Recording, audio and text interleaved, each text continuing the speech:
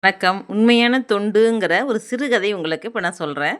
இந்த காலத்துல வேத தர்மன்ங்கிற குரு ஒருத்தரு சீடர்களை வச்சு குருகுலம் நடத்திக்கிட்டு இருந்தாரு. அவருக்கு வயதாயிருச்சு. இனிமேல் நமக்கு அப்புறம் யார் இந்த குருகுலத்த நடத்துவாருங்க? நல்ல சீடன தேர்ந்தெடுக்கணுமேன்னு ஒரு முடிவு செய்தாரு. அதனால ஒரு நாள் சீடர்கள்லாம் அழைச்சு, "என்னோட முன் ஜென்மம் பாவ வினை எனக்கு தெரிஞ்சிருச்சு. அத நான் கண்டிப்பா அனுபவிச்சே தான் ஆவணும். அதுலருந்து நான் எப்படி விடுதலை பெறதுன்னு தெரியல." அப்படிங்கிறாரு. அதுல ஒரு சீடன் எழுந்து, "அந்த பாவத்த நான் ஏத்துக்கிறேங்கிறாங்க." அதுக்கு இவரு சொல்றாரு, "இல்ல, இல்ல. என் பாவத்த நான் தான் செய்து முடிக்கணும். அதனால நீங்க எனக்கு யாராவது வழி செய்யுங்கங்கிறாரு." அது என்ன பாவம்ன்னு பசங்கலாம் கேட்குறாங்க. அதுக்கு சொல்றாரு, "என்னோட உடல்நிலை அழுகி, புண்ணாகி, சீப்பிடித்து என் இறுதி காலம் போகும். அப்ப என் கூட யாரு வரீங்கன்னு?" கேட்குறாரு. எல்லாருமே முகம் சுளிக்கிறாங்க. ஆனா ஒரே ஒரு சீடன் மட்டும், "குருவே நான் வரேன் உங்களோட" அப்படின்னு சொல்றான்.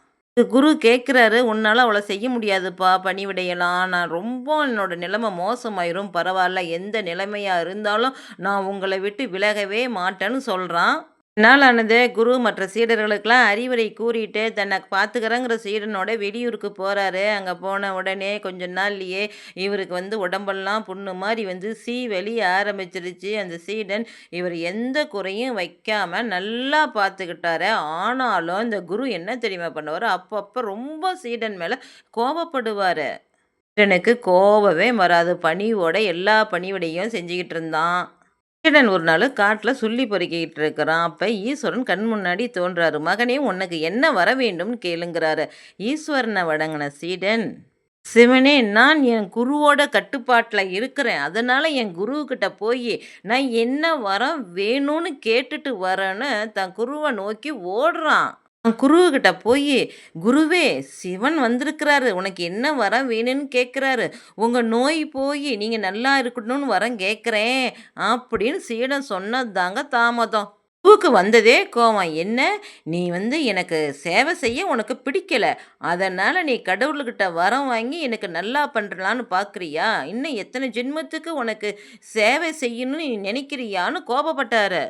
இத கேட்ட சீடன், "ஐயா மன்னிச்சுடுங்க. நான் எனக்கு எந்த வரமும் வேணான்னு சொல்லி சிவன்கிட்ட சொல்லிர்றேன்னு" சொல்லிட்டு ஓடி போய் சிவபெருமானுகிட்ட, "எனக்கு எந்த வரமும் வேணாம். நீங்க போகலாம்." அப்படின்னு சொல்லிட்டாங்க.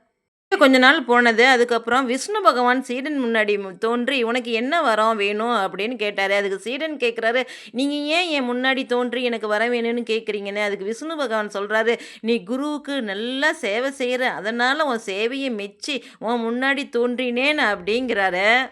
குருவுக்கு சேவை செய்யறது சிறந்தது தானே. எப்பேர்ப்பட்ட தவம் செய்கிறவங்களுக்கும் காட்சியளிக்காம நீங்க என் முன்னாடி தோன்றி கேட்குறீங்க. அதனால நான் எல்லா காலமும் என் குருவுக்கு மன வலிமையோட, மனம் மாறாம எல்லா சேவைகளையும் செய்யணும். இதுதான் என்னோட ஆசை அப்படின்னு சொல்றான்.